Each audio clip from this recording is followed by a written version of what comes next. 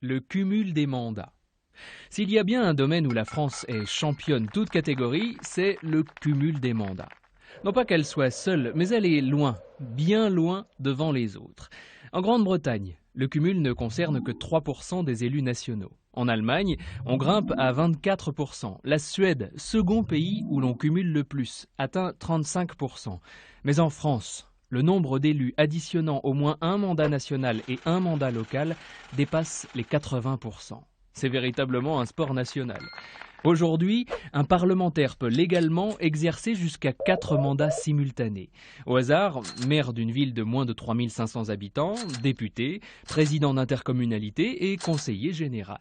Résultat, à l'Assemblée nationale comme au Sénat, moins d'un quart de nos parlementaires n'exercent qu'un seul mandat. Par exemple, 42% de nos députés sont également maires et près de la moitié des départements sont présidés par un parlementaire en fonction.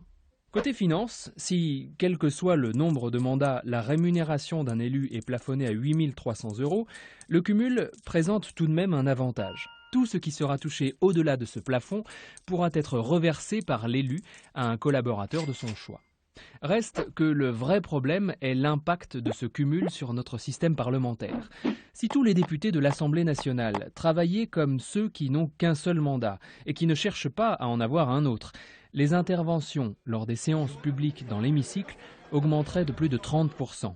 Et il y aurait 25% de chaises vides en moins dans les commissions parlementaires. Aujourd'hui, faute de temps pour cause de fonctions multiples, les députés cumulards débattent moins et le font en priorité sur les projets de loi qui leur serviront de faire valoir aux prochaines élections. Avec l'obligation d'un mandat unique, le débat politique pourrait être au contraire plus riche, modifiant du même coup les lois qui en découlent.